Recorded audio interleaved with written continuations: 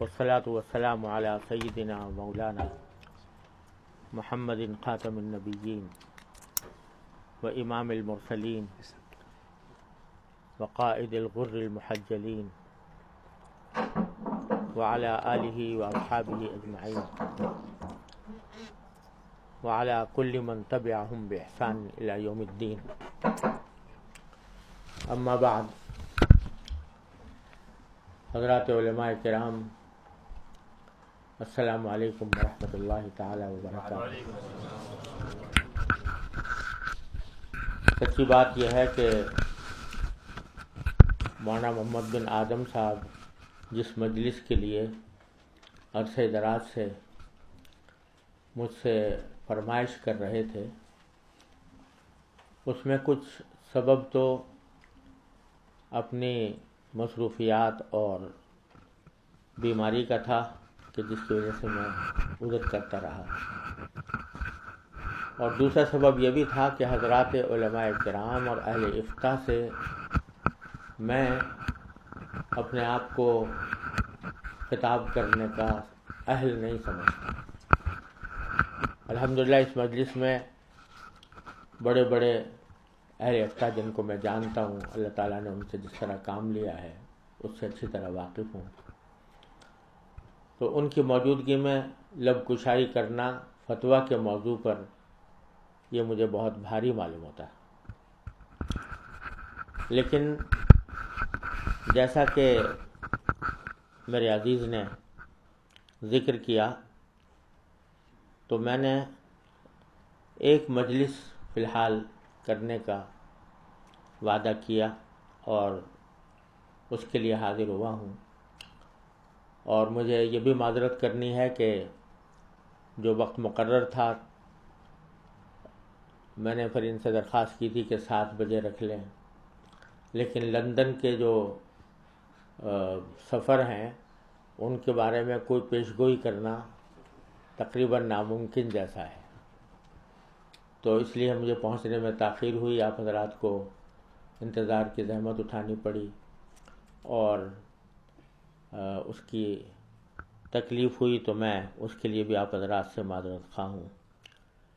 وقت اب مختصر رہ گیا ہے، لیکن ساتھ ہی میں نے مولانا محمد صاحب سے کہا تھا کہ اگر ضرورت ہوئی تو اگر کوئی بات رہ گئی تو اس کا تتمہ انشاءاللہ نماز مغرب کے بعد کیا جا سکتا ہے۔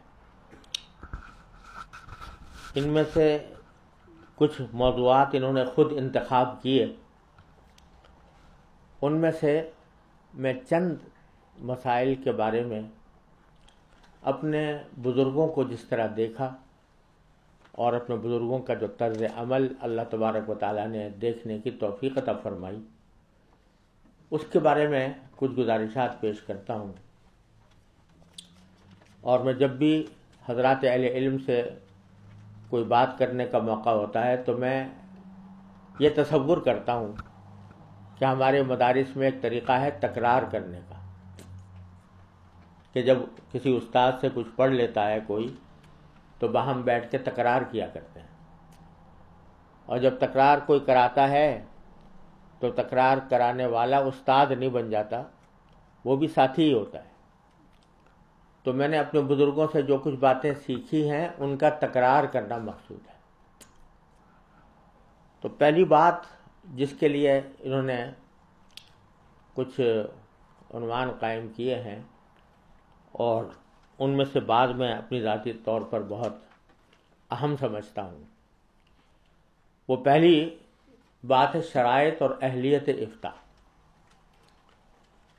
شرائط کیا ہیں اور اہلیت فتویٰ دینے کی کب پیدا ہوتی ہے؟ یہ اس واسطے اس لیے ضروری ہو گیا اس موضوع پر بات کرنا کہ آج کل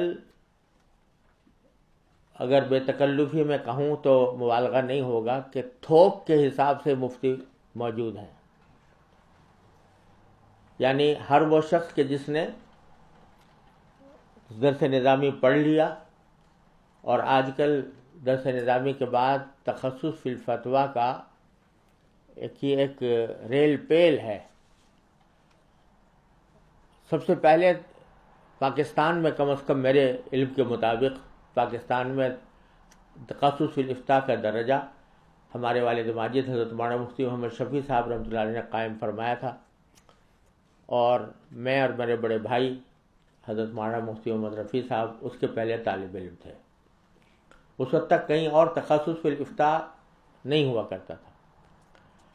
بعد میں جب شروع ہوا تو یہ صورتحال ہو گئی کہ سال بھر، بلکہ سال بھر میں بھی 9 مہینے کسی جگہ کچھ جزیات یاد کر لیے اور اس کے بعد آدمی مفتی کہلانے لگا، بلکہ مفتی کا لفظ اب اتنا زیادہ عامیانہ اور سوقیانہ ہو گیا ہے کہ ہر اس شخص کے ساتھ کہ جس کا کوئی علم سے تعلق ہو اس کو مفتی کہہ کر یاد کیا جاتا ہے، مفتی فلاں صاحب، مفتی فلاں صاحب۔ اور میں نے ابھی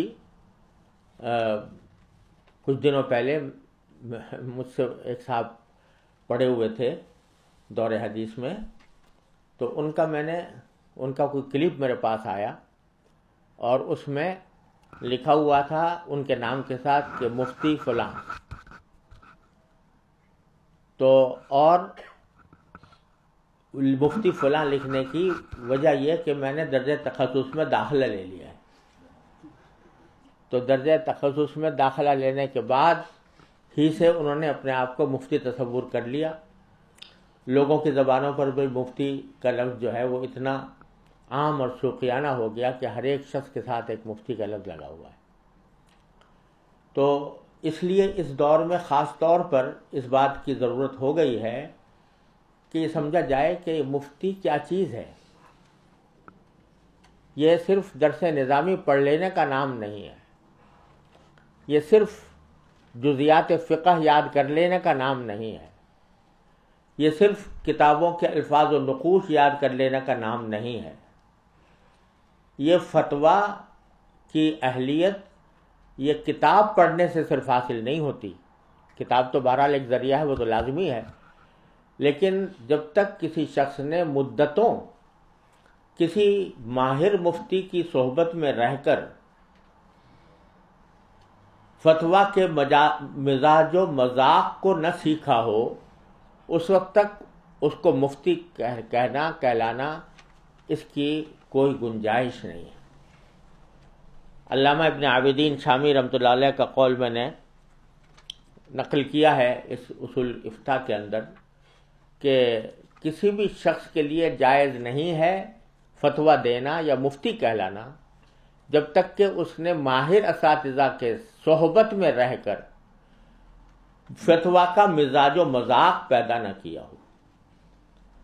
اب یہ مزاج و مذاق ایک ایسا لفظ ہے کہ جس کی جامع معنی حد تام کرنا مشکل ہے۔ یہ ملکہ ہے، ایک ملکہ فقہیہ ہے جو اللہ تبارک و تعالی ماہر حضرات کے صحبت سے عطا فرماتے ہیں، ان کی ساتھ ممارست کے ذریعے عطا فرماتے ہیں۔ کتابیں دیکھ لینے سے اور کتابوں کے فقہی جزیات یاد کر لینے سے وہ ملکہ محض حاصل نہیں ہوتا جب تک کہ کسی ماہر مفتی کے زیر تربیت انسان نے کام نہ کیا ہو۔ میں اپنے والد ماجد قدس اللہ تعالیٰ سرہ کی یہ بات نقل کرتا ہوں کہ ہمارے ہاں تخصص فی الفتویٰ سب جانتے ہیں کہ 3 سال کا ہوتا ہے، 3 سال لگتے ہیں اس میں، اور جب طالب علم داخل ہوتا ہے تو اس کو یہ کہہ دیا جاتا ہے کہ 3 سال کا یہ کورس ضرور ہے، اور اس 3 سال کے کورس کے بعد آپ کو یہ تصدیق نامہ تو بے شک دے دیا جائے گا کہ 3 سال تک آپ نے یہاں پر فتویٰ کی تربیت لی ہے، لیکن مفتی کا سرٹیفکیٹ ہم اس وقت تک نہیں دے سکتے جب تک کہ ہمیں اس بات کا اطمینان نہ ہو جائے کہ فتویٰ کے صحیح مزاج و مذاق آپ تک پہنچ گیا ہے، آپ کے اندر پیدا ہو گیا۔ بعض ایسے بھی ہمارے ساتھی ہیں تخصص فتویٰ کے اندر آئے، صرف 6 مہینے انہوں نے ہمارے ساتھ کام کیا اور 6 مہینے کے بعد ہم نے ان کو مفتی قرار دے دیا، پاکستان میں ہے۔ لیکن بعض ایسے بھی ہیں کہ 3 سال رہے، ہم ان کو مفتی نہیں قرار دیتے۔ ان کو صرف یہ کہہ دیتے ہیں کہ بھئی تصدیق نامہ ہم دیتے ہیں کہ 3 سال ہم نے پڑھا، لیکن مفتی کا خطاب یہ ان کو ہم دینے کے پابند نہیں ہیں، باوجود تخصص الٹا کر لینے کے۔ کیوں؟ اس لیے کہ یہ صرف کتابیں پڑھ لینے سے نہیں حاصل ہوتا، یہ در حقیقت ایک خاص مزاج ہے، مذاق ہے، ملکہ ہے جو مفتی کے لیے ضروری ہے۔ اس کے بغیر مفتی نہ بنتا ہے نہ کہلانے کا مستحق ہوتا ہے۔ یہ مزاج و مذاق کیا ہے؟ تو میں نے جیسے عرض کیا کہ اس کی کوئی حد تام جامع معنی تعریف نہیں کی جا سکتی۔ یہ ایک خوشبو ہے، ایک ذائقہ ہے جو اللہ تبارک و تعالی صرف ماہر اساتذہ کی صحبت کے نتیجے میں عطا فرماتے ہیں۔ میں کہا کرتا ہوں جیسے آدمی گلاب کی خوشبو اور چنبیلی کی خوشبو، ان دونوں کے درمیان فرق ہے کہ نہیں ہے؟ لیکن اگر کوئی یہ کہے کہ گلاب کی خوشبو کی جامع اور معنی تعریف کرو جو اس کو چنبیلی سے ممتاز کر دے، تو کسی کے بس میں نہیں ہے۔ کوئی بڑے سے بڑا منطقی گلاب کی خوشبو کی تعریف نہیں کر سکتا۔ آم بھی میٹھا ہوتا ہے اور خربوزہ بھی میٹھا ہوتا ہے، لیکن آم کی مٹھاس اور خربوزے کی مٹھاس میں کیا فرق ہے؟ اس کی اگر کوئی جامع معنی تعریف کرنا چاہے کہ خربوزے کی مٹھاس کی تعریف یہ ہے اور آم کی مٹھاس کی تعریف یہ ہے، تو وہ کر نہیں سکتا۔ اس کا واحد حل کیا ہے کہ اگر گلاب کو سمجھنا ہے تو اس کو سونگھنا ہوگا، چنبیلی کی تعریف معلوم کرنی ہے تو اس کو سونگھنا ہوگا، آم کی مٹھاس سمجھنی ہے تو آم کو چوسنا ہوگا۔ یہ محض کتاب اور محض الفاظ کے ذریعے اس کا علم حاصل نہیں ہو سکتا۔ یہی بات فتویٰ کے اندر ہے کہ فتویٰ کا ایک مزاج ہوتا ہے، اس کا ایک مذاق ہوتا ہے۔ اس مزاج و مذاق کے تحت اللہ تبارک و تعالیٰ جب ملکہ عطا فرماتے ہیں وہ صرف صحبت سے حاصل ہوتا ہے۔ جس کی صحبت میں رہ کر بندے نے افتاء کی تربیت حاصل کی ہو، اسی کو اللہ تبارک و تعالیٰ وہ مزاج و مذاق عطا فرماتے ہیں۔ تو اس لیے ایک تو اس بات پر متنبہ میں اپنے آپ کو پہلے اور اپنے واسطے سے دوسرے حضرات کو کرنا چاہتا ہوں کہ ہم سچی بات ہے کہ مفتی جو ہے وہ بہت بڑا منصب ہے، اتنا بڑا منصب ہے کہ علامہ نووی رحمۃ اللہ علیہ نے اور علامہ ابن قیم رحمۃ اللہ علیہ نے اس کو توقیع عن رب العالمین سے تعبیر فرمایا۔ توقیع عن رب العالمین، کہ جب کوئی مفتی فتویٰ دیتا ہے تو وہ در حقیقت رب العالمین کی طرف سے دستخط کر رہا ہوتا ہے۔ جب انسان سے پوچھا جائے کہ یہ چیز حلال ہے یا حرام ہے تو وَلَا تَقُولُوا لِمَا أَلْسِنَتُكُمُ الْكَذِبَ هَذَا حَلَالٌ وَهَذَا حَرَامٌ لِتَفْتَرُوا عَلَى اللَّهِ۔ اللہ تعالیٰ نے فرمایا کہ یہ انسان کا کام نہیں ہے جو یہ کہے کہ یہ حلال ہے یا یہ حرام ہے، یہ کام تو کس کا ہے؟ اللہ جل جلالہ کا۔ اگر ہم یہ کہہ رہے ہیں کہ شریعت میں یہ حلال ہے تو ہم رسول اللہ جل جلالہ کی طرف سے نائب بن کر، اس کے وکیل بن کر ہم دستخط کر رہے ہوتے ہیں۔ تو یہ توقیع عن رب العالمین ہے۔ یہ تو در حقیقت اتنا نازک کام ہے، اتنا نازک کام ہے۔ حضرت امام مالک رحمۃ اللہ علیہ جیسا شخص، جو میں نے چاروں فقہ کا مطالعہ کرنے کی کوشش کی ہے، خاص طور سے جب میں فقہ البیوع لکھ رہا تھا اور تکمل فتح الملہم لکھنے کے دوران بھی چاروں فقہوں کا جائزہ لینے کی کوشش کی۔ جس قدر تدقیق امام مالک رحمۃ اللہ علیہ کے مذہب میں نظر آئی کسی مذہب میں نہیں ہے، جتنی تفریعات ان کے مذہب میں نظر آئی اور کسی مذہب میں نہیں ہے۔ لیکن وہ فرماتے ہیں امام مالک رحمۃ اللہ علیہ کہ جب تک مجھے 70 اپنے وقت کے علماء نے اجازت نہیں دے دی اس وقت تک میں نے فتویٰ دینا شروع نہیں کیا۔ 70 علماء وقت نے جب یہ کہہ دیا کہ ہاں تم فتویٰ آپ دے سکتے ہو تو میں فتویٰ دینے کے لیے بیٹھا، اور اس کے باوجود ان کو کبھی، میں نے کتاب میں نقل کیا ہے کہ ان کو کبھی لا ادری کہنے سے کبھی کوئی شرم نہیں محسوس ہوئی۔ اتنا بڑا امام، ان کے ایک شاگرد کہتے ہیں کہ میں ایک مرتبہ بیٹھا ہوا تھا تو لوگ آ رہے تھے، سوالات کر رہے تھے، پوچھ رہے تھے، تو ہر ایک سوال کے جواب میں کہہ رہے تھے لا ادری لا ادری. تو میں نے ان سے کہا، میں نے غور کیا تو انہوں نے عدد لکھا ہے اس میں کہ کتنے سوالوں میں سے اکثر سوال کے جواب میں انہوں نے لا ادری فرمایا کہ مجھے نہیں معلوم. اور اللہ تبارک و تعالیٰ نے پھر ان سے وہ کام لیا کہ جس کا کوئی شمار کرنا ممکن نہیں ہے. اور حضرت امام مالک رحمۃ اللہ علیہ کے تلامذہ نے ان کا علم پھیلایا. اور ساتھ میں کوئی شخص، ایک مرتبہ کسی شخص نے کہا کہ حضرت یہ تو ایک خفیف سا مسئلہ ہے، معمولی سا مسئلہ ہے. تو فرمایا کہ لیس فی الفقہ شیء خفیف، فقہ میں کوئی چیز خفیف نہیں ہوتی.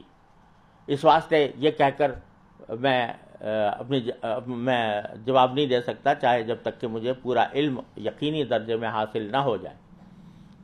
اتنے بحر زخار ہونے کے باوجود ان کی احتیاط کا یہ عالم تھا. اللہ تبارک و تعالیٰ اپنے رحمت سے ہمیں اس خطرے سے کہ جب کوئی شخص مستفتی بنتا ہے، سوال کرتا ہے، تو بزرگوں نے فرمایا کہ وہ مفتی کو، جواب دینے والے کو، اپنے اور جہنم کے درمیان ایک واسطہ بناتا ہے. اپنے اور جہنم کے درمیان ایک واسطہ بناتا ہے کہ میں جہنم میں نہ جاؤں، جو کچھ ذمہ داری ہے وہ اس شخص کے گردن پر ہے. امام محمد رحمۃ اللہ علیہ سے پوچھا گیا، امام محمد بن حسن شیبانی رحمۃ اللہ علیہ سے، کہ آپ کو ہم ہر وقت دیکھتے ہیں کہ فکر مند رہتے ہیں، مغموم رہتے ہیں، تو اور ایسا جیسے کوئی آدمی بشاش ہوا کرتا ہے، اس طرح کی کیفیت نہیں ہوتی. تو یہ میں نے اپنے والد ماجد رحمۃ اللہ علیہ سے سنا یہ بات کہ امام محمد نے جواب دیا کہ ما بال رجل جعل الناس عنقه قنطرة الى الجنة والنار، کہ اس شخص کا کیا حال پوچھتے ہو جس کی گردن کو اللہ تبارک و تعالیٰ نے جہنم اور جنت کے درمیان لوگوں نے اس کو پل بنایا ہوا ہے. اس پل سے گزر کے وہ جنت میں جاتے ہیں، اور ساری ذمہ داری اس گردن کے اوپر ہے جو قنطرہ بنی ہوئی ہے، پل بنی ہوئی. تو ایک طرف تو یہ عالم ہے ان حضرات کا، امام مالک کا، امام ابو حنیفہ کا، امام شافعی کا. حضرت امام شافعی رحمۃ اللہ علیہ فرماتے ہیں کہ جب بھی کوئی شخص مجھ سے کوئی مسئلہ پوچھتا ہے تو تھوڑی دیر کے لیے میں اپنے آپ کو جنت اور جہنم دونوں پر پیش کرتا ہوں کہ جواب مجھے جنت میں لے جائے گا یا جہنم میں لے جائے گا. ایک طرف تو یہ حال ہے، اور دوسری طرف فتویٰ کو ایک آج کل ایسا بنا لیا گیا ہے کہ ہر ایک آدمی مفتی بننے کے لیے تیار ہے. میری رائے یہ ہے، آئی تھنک دیٹ دس از حلال اور حرام. ہر ایک آدمی اپنی رائے پیش کرنے کو تیار ہے اور مفتی بننے کو تیار ہے. حضرت شیخ عبد الفتاح ابو غدہ رحمۃ اللہ علیہ، آپ حضرات سب جانتے ہیں، ایک مرتبہ پاکستان تشریف لائے. ایک مرتبہ نہیں، 12 آئے ہیں. جب پہلی بار تشریف لائے تھے تو سارے ہمارے بزرگوں سے، والد صاحب سے بڑا گہرا تعلق تھا، بن نوری رحمۃ اللہ علیہ سے، اور بڑا متاثر ہو کر گئے علماء پاکستان سے. جب ایئرپورٹ کے اوپر پہنچے تو کسی نے ان سے پوچھا کہ بھئی آپ نے پاکستان کے لوگوں کو کیسا پایا؟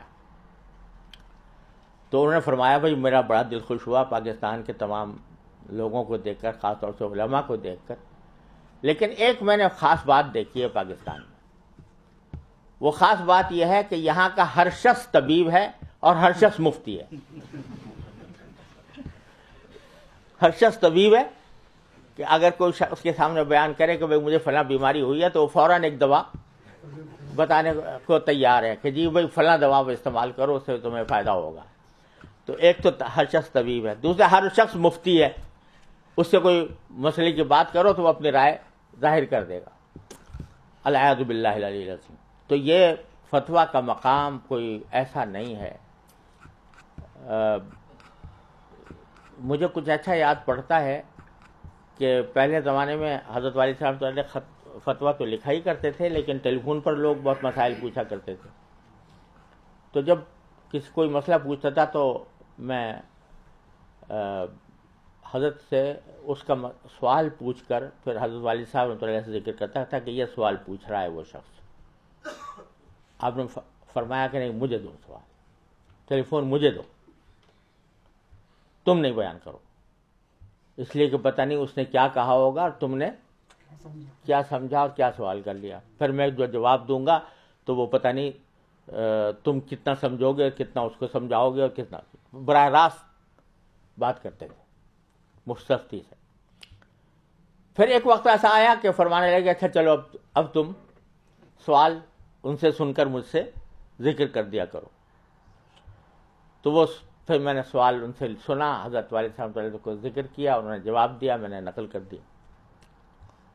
کسی ایک موقع کے اوپر ایسا ہوا کہ بہت معمولی سی بات کسی نے پوچھی جو بالکل سامنے کا مسئلہ تھا، تو میں نے بتا دیا اور حضرت والد صاحب رحمۃ اللہ علیہ سے ذکر کیا کہ فلاں صاحب کا یہ فون آیا تھا اور انہوں نے یہ مسئلہ پوچھا تھا، میں نے یہ جواب دے دیا کیونکہ آپ سے بار بار سنا ہوا تھا، میں نے یہ جواب دے دیا. کہا کیوں جواب دیا تم؟ جب تم مفتی نہیں ہو تو جواب کیوں دیا؟ اگرچہ صحیح جواب دیا ہو تب بھی تنبیہ فرمائی، خطا اگر راست آید ہم خطاس، اگر غلطی صحیح ہو جائے تو بھی وہ غلطی ہے، تمہیں ابھی حق نہیں ہے کہ تم جواب دو فتوے کا، سوال کا. اس طرح کر کے پھر ایک وقت آیا کہ فرمانے لگے جو معمولی بالکل سامنے کے مشہور معروف مسائل ہیں وہ جواب دے سکتے ہو. اس طریقے سے تربیت فرمائی اور پھر تحریر اور تقریر کے ذریعے مدتوں جب تک حضرت والد ماجد رحمۃ اللہ علیہ حیات رہے میں نے کوئی تحریر حضرت کو سنائے بغیر یا پڑھائے یا ان کو دکھائے بغیر نہ کوئی فتویٰ جاری کیا، نہ کوئی کتاب یا کوئی مضمون شائع کیا. ایک ایک لفظ حضرت والد ماجد رحمۃ اللہ علیہ دیکھا کرتے تھے. تو اس وقت پہلی بات تو یہ عرض کرنی ہے کہ فتویٰ معمولی چیز نہیں ہے، یہ ہر ایک بس کا کام نہیں ہے. اس کے لیے ممارست ضروری ہے اور ملکہ فقہیہ ضروری ہے. اب چونکہ نماز کا وقت ہو گیا ہے، تاخیر کرنا مناسب نہیں ہے، تو نماز پڑھ لیتے ہیں اور پھر تھوڑی سی مزید تکمیل انشاءاللہ اس کے بعد کریں گے.